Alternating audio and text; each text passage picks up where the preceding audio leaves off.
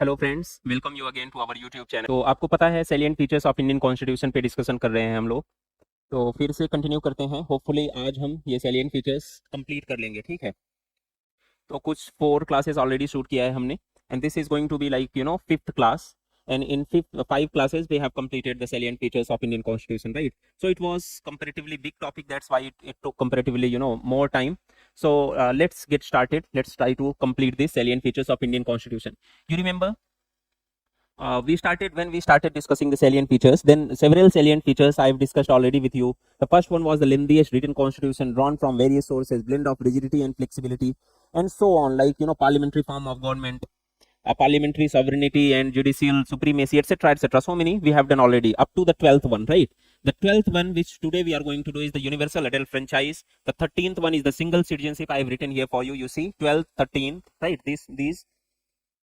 And the 14th one is the independent bodies. The 15th one is the emergency provisions, and the 16th one is the 3-tier government system. So these all, from 12 to 16 we are going to cover today itself. So let's try to understand each. The 12th one is the universal adult franchise. You see here, I have written here for you UAF. Universal adult franchise is covered in Article 326 of the Constitution. You see here, I have written here for you, right? So what is universal adult franchise? In our Constitution, the franchise is universal, is provided on the universal basis, and the people who are adult, right? Earlier it was, the age was decided like 21 years. When we commenced our constitution and the first general elections were conducted, then the age of voting was decided 21 years. And now, or today, the age has been reduced from 21 to 18 years, right? And that franchise is universal in nature, right? It is not like कि कोई किसी particular caste का है, community का है, कोई educated है या नहीं एजुकेटेड है, कोई अमीर है, गरीब है, या कोई किसी पर्टिकुलर जेंडर ग्रुप में बिलोंग करता है. इन सारे क्राइटेरियन पे वोटिंग राइट्स डिपेंड नहीं करते. Transcending all these diversities, caste, religion, gender, sex, place of birth, economic status, financial status, social status, etcetera, ये जो राइट्स हैं, राइट टू वोट, ये यूनिवर्सल बेसिस से अवेल करवाता है हमारा संविधान सारी जनता को. तो आपको पता होना चाहिए कि पहले वोटिंग एज जो थी वो 21 ईयर्स थी, और 1989 में ये एज घटा के हमने 18 इयर्स कर दिया. 61st कॉन्स्टिट्यूशनल अमेंडमेंट एक्ट 1988 में पास किया पार्लियामेंट ने, right?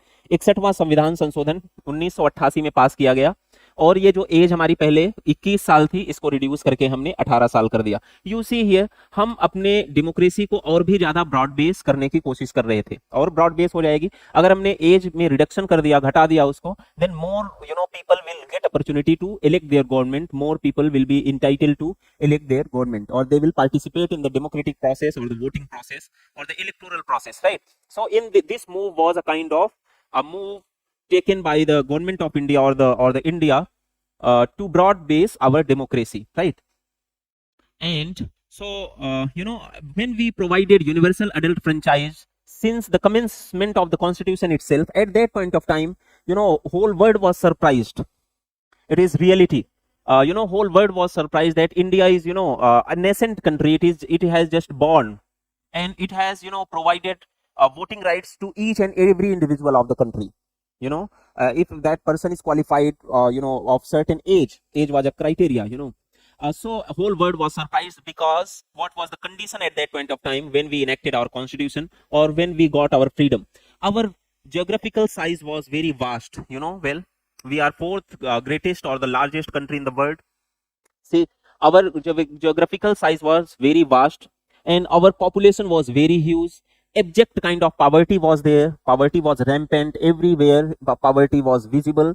Illiteracy, extreme level of illiteracy was there, and social inequality was there. So these things are, these things were a kind of impediment in the path of development, as well as by watching these scenarios, the whole world was surprised that how India will manage to grant their people the universal adult franchise. Despite these apprehensions, these commentaries made by the world leaders, world leaders mocked, literally, right? They mocked India literally. They were like, India will be perished, Indian democracy shall not survive. Despite all those, these irregularities, these disparities and all, we opted for the universal adult franchise. That's why, and it is reality that we adopted this universal adult franchise, and all the predictions of the world leaders went wrong.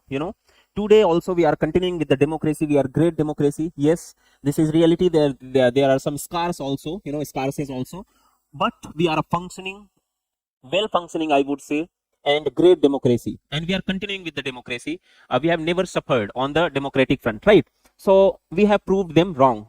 So adopting universal adult franchise at that point of time was bold experiment from our part. Our forefathers, our leaders, they envisaged about the UAF, and it was really bold experiment.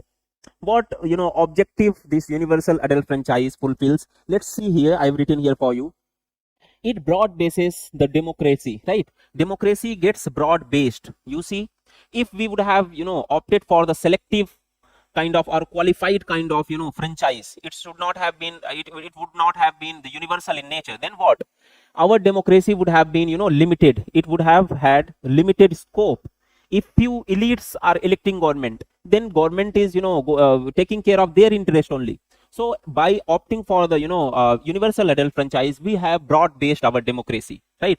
The second one, it enhances self respect and prestige of the common people. See, I am common people, so many common people are there in this country. Yeah, yes, elites are there, but we count ourselves in the common people only, right? So when we vote for the election of our government, then we feel confident.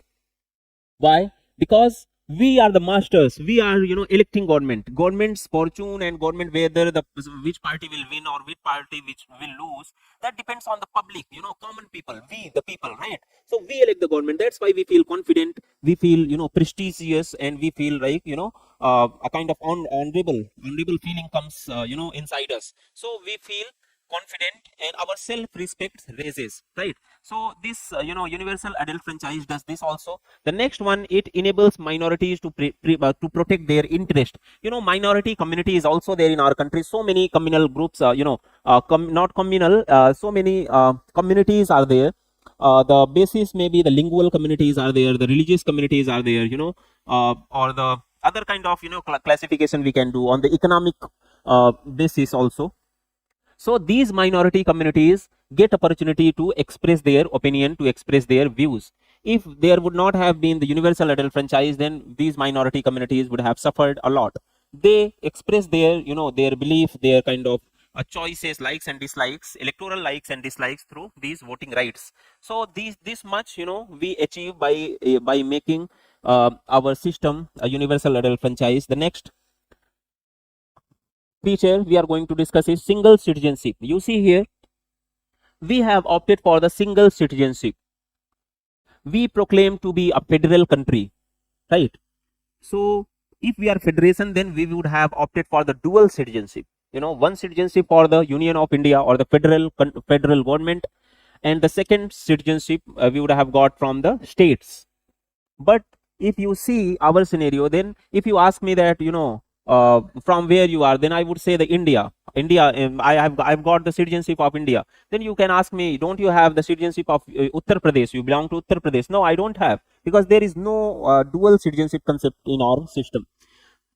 Contrary to this, USA is a great federal country. They have dual citizenship in their country, right? What happens?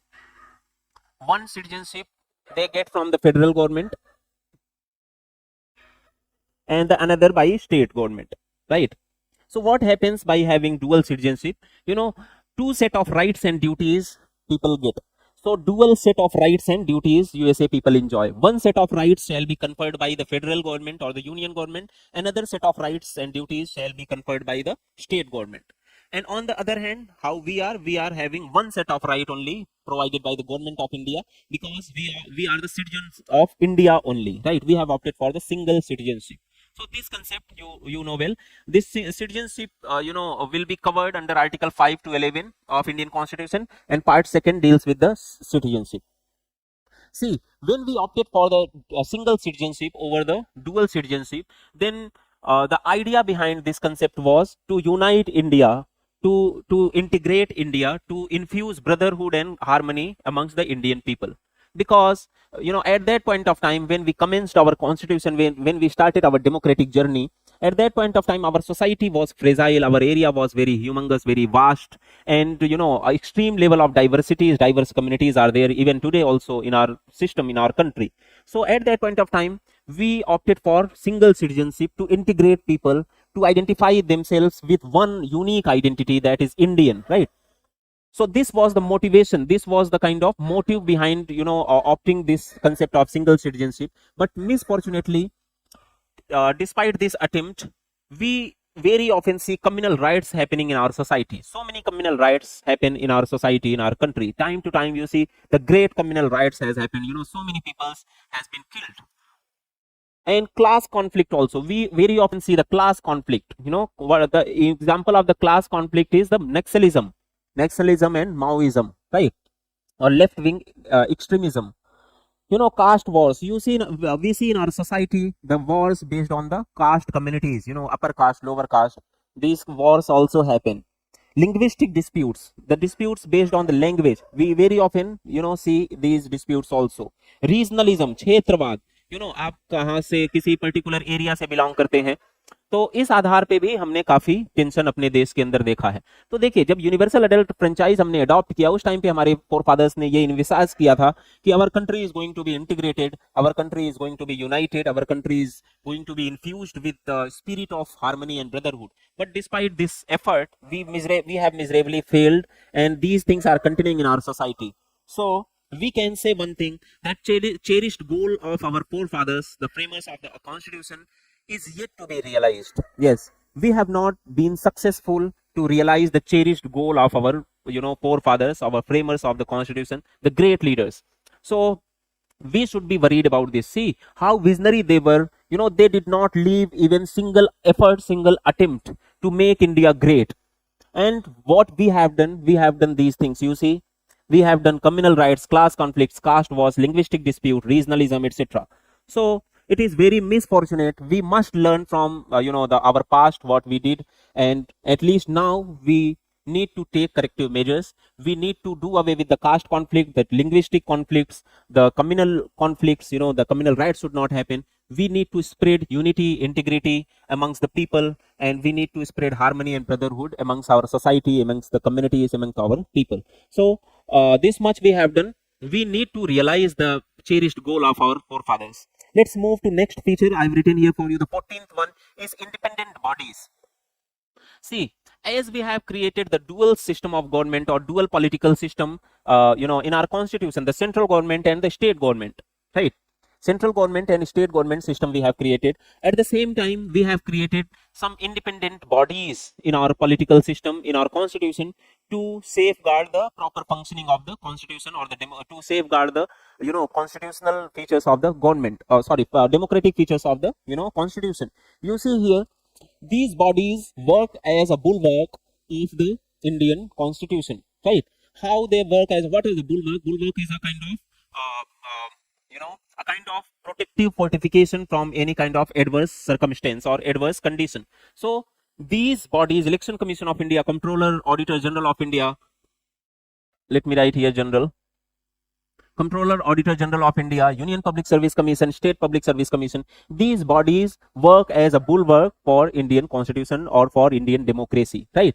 Let's try to understand each of these bodies. The Election Commission of India. Election Commission of India is vested with the authority to conduct the general elections for the parliamentary, for the parliament and for the state assemblies and for the president and vice president. So basically 4 elections are conducted by the Election Commission of India. Let me write here for you. I'm writing here general election for parliament and state assemblies, right?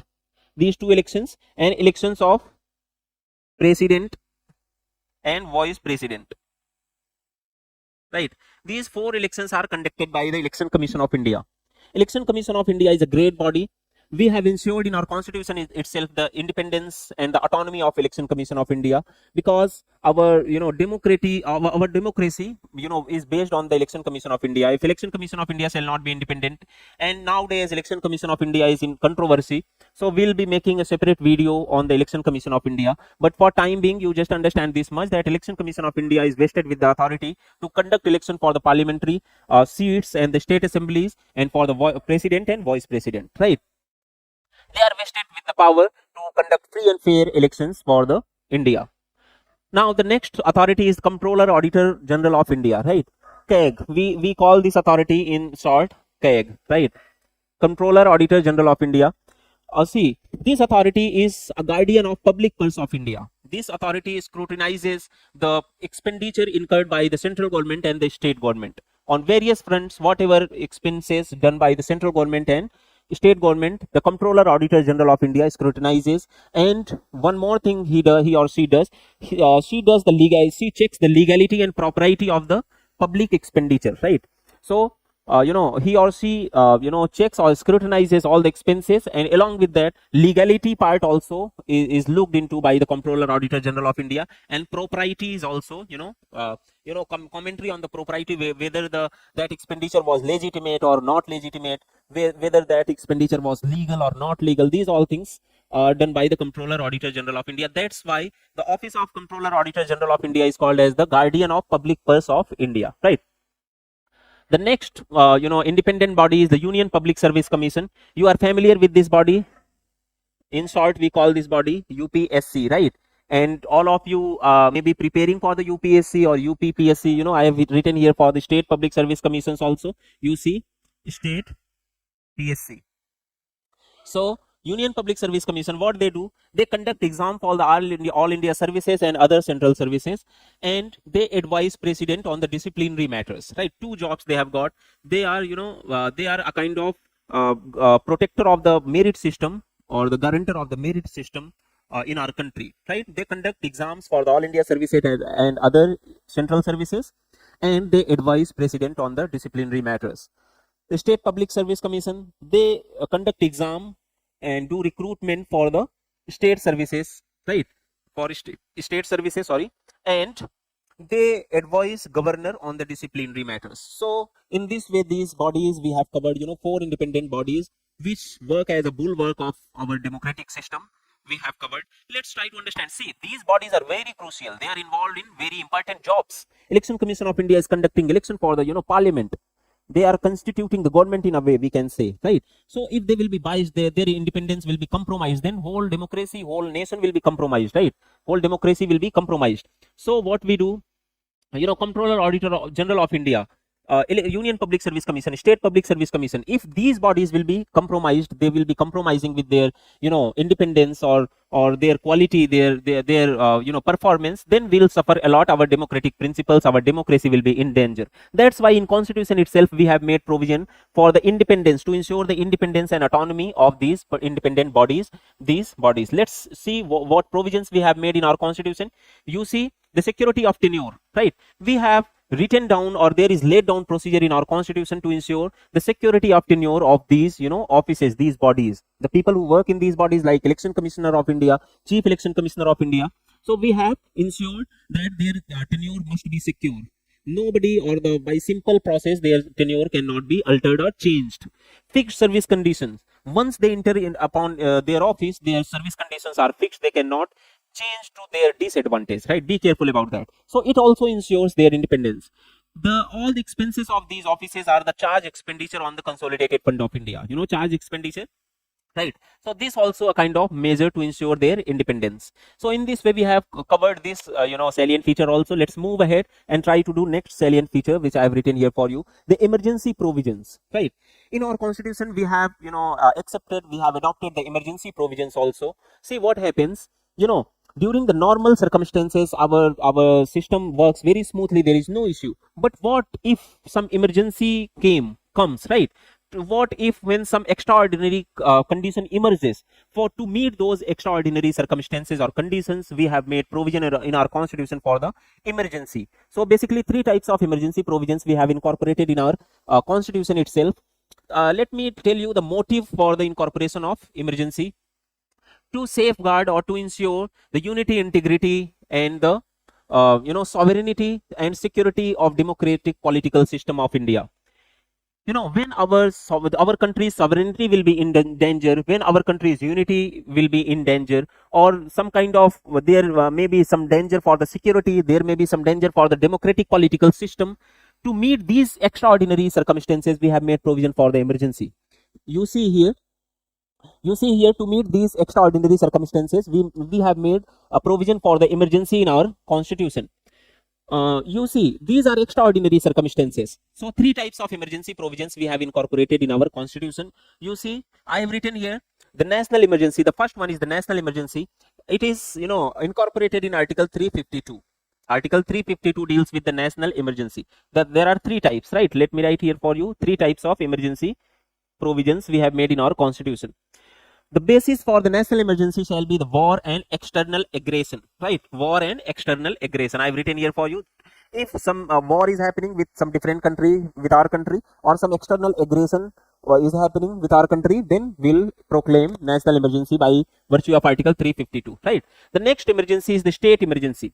State emergency can be imposed on two grounds. The first one is failure of constitutional machinery in a state. If central government thinks that constitutional machinery has failed in a particular state, then the state emergency can be proclaimed, right? So by virtue of Article 356. At the same time, when central government feels that the state government has failed miserably to comply with the command of the central government, this is also one of the ground to impose state emergency. The constitutional provision is 365. So you can remember these 356, 365. You just change these two digits, right? 56, 65.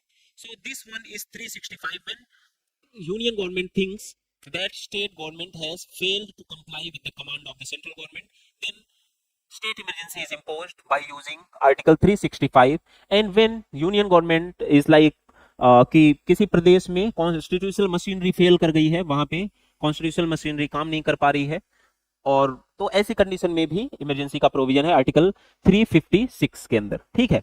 तो ये state emergency के अंदर हमने पढ़ लिया. Now the last one is the financial emergency. You see here, by using Article 360 we impose financial emergency. Financial emergency can be imposed on the ground that when there is threat to financial stability and credit of India, right? When there is threat to financial stability of our country or credit of India, को ऐसा खतरा है, कोई हमारा credit system hamper हो रहा है, या तो फाइनेंशियल स्टेबिलिटी, फाइनेंशियल अस्थिरता आ रही है हमारे देश के अंदर, फाइनेंशियल स्टेबिलिटी खराब हो रही है, ऐसे सिनेरियो में हम फाइनेंशियल इमरजेंसी इंपोज करेंगे by the virtue of article 360, right? You see, I have written here for you. तो ऐसा हमने इमरजेंसी प्रोविजन पढ़ लिया ये 15 के अंदर. Now during the operation of emergency, our federation becomes unitary system, right? We proclaim to be a federal country, right? by कई बार हम कहते हैं कि हम फेडरल कंट्री हैं, या एटलीस्ट क्वाजाई फेडरल हैं, या फेडरेशन विद सेंट्रलाइजिंग टेंडेंसी है, कुछ भी, और कोऑपरेटिव फेडरलिज्म तो है ही हम, राइट? तो ऐसा हम कहते हैं. But during the normal circumstances we behave like a federal country, but during the emergency or proclamation of emergency we become suddenly a unitary country or unitary system, a country based on the unitary system.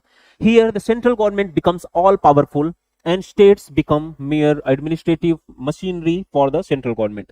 States start behaving as an administrative unit of the central government.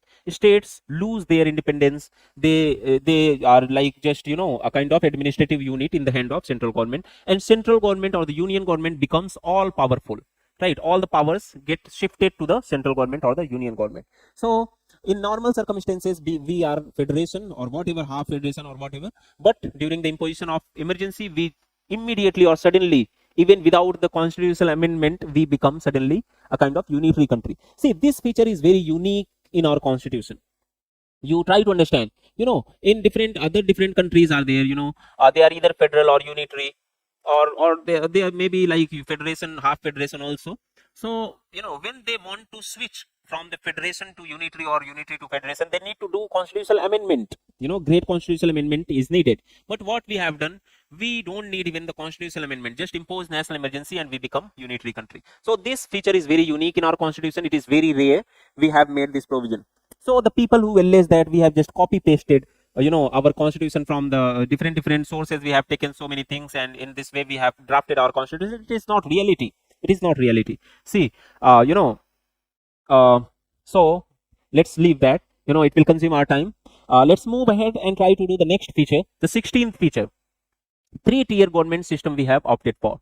In the beginning also we discussed about that. We have opted for the two government system. During the commencement of the constitution, there was union government and state government, right? Two level government system we envisioned, we opted for.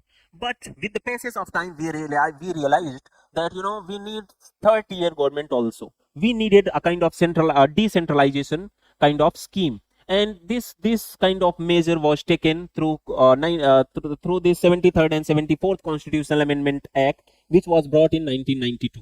Two constitutional amendment acts were brought during 1992, the 73rd and 74th Constitutional Amendment Act, and they made provision for the Panchayati Raj and the municipalities respectively, right? So prior to this amendment, prior to 1992 also, the panchayats and municipalities existed in our country, but they were not kind of formal. There was not kind of formal system of the constitution of the panchayats and municipalities, right? So by this Constitutional Amendment Act, we gave our municipalities and panchayat a kind of constitutional backing. We made elaborate provisions for the constitution of panchayat, for the tenure, for the qualification, for all the electoral process and all, right? Accordingly, and these all provisions are written in part 9th and schedule 11 of our constitution. Accordingly, through 74th Constitutional Amendment Act, we have made elaborate provision for the election, for the tenure, for the service condition, and for the all electoral process of our municipalities in part 11A and schedule 12 of our constitution, right? So 3-tier government system now we have become. Earlier we were 2-tier government system. The central government, you see here, central government, then state government, and now we have opted for the local government also, right? Local government. And in this local government, two system we have opted for, Panchayati Raj and what? Municipalities. ठीक, ये हमने कर लिया है. Let's move ahead and try to do some concluding things. So in this way we have completed the Panchayati Raj also. Let me see if something is left in the Panchayati Raj. No, not at all, right? So in this way we have completed the salient features of constitution. You go through all the videos, you start studying. Our basis of information is the D.D. Basu and M. Lakshmikant, the reference books for the these public service commission exams. So you read those books also and you go through these videos. I am quite hopeful that these videos are going to be very helpful for your preparation. You will be getting very kind of clarity in your mind on the various topics. And this was a kind of brief discussion on the salient features, and we will be separately doing detailed discussion on each of these topics. For example, fundamental rights. Fundamental rights is very extensive, very great, very large topic itself, and we have just here we have just covered the fundamental rights in 5-7 minutes. So you try to understand. Here we just do a kind of brief study, a kind of, we regarded that particular topic as a feature of our constitution. But when we'll start doing the detailed discussion or the chapter wise discussion, then it is going to be very interesting, very detailed, very in-depth kind of discussion. So thank you for watching. Please like, share and subscribe our channel. And if you feel like you have any question, any query in your mind, koi bhi jigyasa hai, then you write in the comment section. We'll reach out to you, we'll respond to you very proactively. We are active here. Thank you for watching. Thank you. Namaste.